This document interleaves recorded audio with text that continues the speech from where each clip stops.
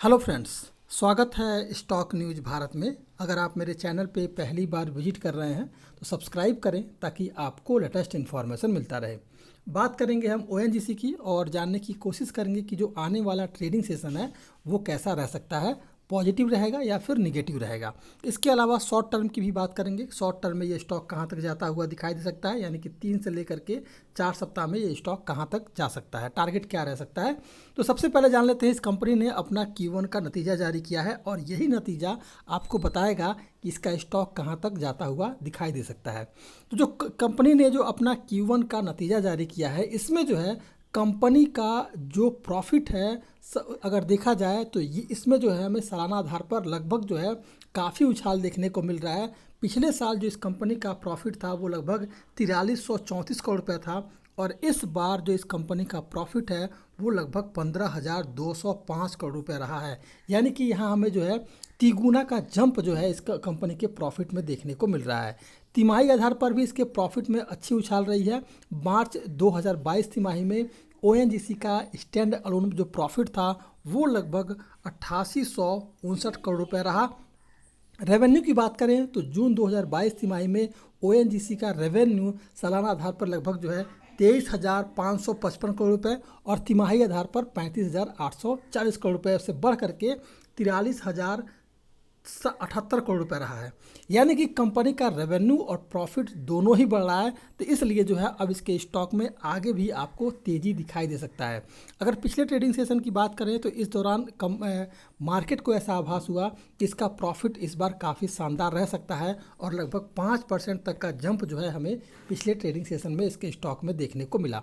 इसके अलावा अगर देखा जाए तो तेल और गैस की कीमतों में रिकॉर्ड तेज़ी के चलते इसका मुनाफा लगातार बढ़ता हुआ हमें दिखाई दे रहा है। शानदार नतीजे की उम्मीद में आगे भी इसके स्टॉक में आपको ज़बरदस्त जो है तेज़ी दिखाई दे सकता है। बात करें इस स्टॉक के बारे में तो सबसे पहले अगर जानेंगे तो ये स्टॉक जो है अगर देखेंगे तो अपने 52 हफ्ते के रिकॉर्ड लेवल यानी कि 194 रुपया इसका जो रिकॉर्ड लेवल था उससे जो है इस समय 28% ये स्टॉक डिस्काउंट पे मिल रहा है। यानी कि अभी भी ये स्टॉक 194 और 200 के करीब जो है जाता हुआ दिखाई दे सकता है। तो इस स्टॉक में जो खरीदारी करनी है 112 रुपये के स्टॉप लॉस के साथ 190 रुपये के टारगेट के लिए इस स्टॉक में खरीदारी की जा सकती है अगर शॉर्ट टर्म की बात करें तो। लेकिन अगर आप इंट्राडे करना चाहते हैं और इंट्राडे की बात करें तो इस स्टॉक में अगर देखा जाए तो नीचे की तरफ का जो सपोर्ट देखने को मिल रहा है, यानी कि अगर मान लीजिए मार्केट में सेंटिमेंट जो है पॉजिटिव रहा या निगेटिव रहा, आने वाले ट्रेडिंग सेशन में हो सकता है कि ये स्टॉक गैप अप ओपन हो। अभी फिलहाल ये स्टॉक अपने सभी मूविंग एवरेज के ऊपर ट्रेड करता हुआ दिखाई दे रहा है। हमें गैप अप ओपन में इस स्टॉक को खरीदारी नहीं करनी है, थोड़ा सा गिरावट आने दीजिए क्योंकि 137 रुपये के ऊपर इस समय काफ़ी मजबूत सपोर्ट जोन है। अगर ये गैप अप ओपन होता भी है तो गिरावट आएगी और लगभग 137 रुपये के करीब जो है आकर के ये जो स्टॉक है वो सपोर्ट लेता हुआ दिखाई देगा और यहाँ से जो है फिर आपको इसके स्टॉक में तेज़ी दिखाई दे सकता है। पिछले ट्रेडिंग सेशन में इस स्टॉक में तेज़ी थी तो अगले नेक्स्ट ट्रेडिंग सेशन में आपको हल्की फुल्की करेक्शन इसके स्टॉक में देखने को मिल सकता है। तो सबसे पहले हमें यही करना है कि जब ये स्टॉक 137 के करीब आए तो यहाँ जो है हमें खरीदारी करनी है। अगर यहाँ पॉजिटिव सेंटिमेंट बनता है तो ही खरीदारी करें, क्योंकि अगर देखा जाए तो 135 के करीब भी अगर ये स्टॉक अगर टूटता है तो फिर 135 के करीब मजबूत सपोर्ट जोन होगा और 135 के लेवल को ये स्टॉक फिलहाल नहीं तोड़ पाएगा। तो अगर गिरावट आती है तो 137 रुपया पहला सपोर्ट, अगर दूसरा टूटता है तो 135 रुपया इसका मजबूत सपोर्ट जोन होगा और यहाँ आपके पास खरीदारी करने का मौका होगा।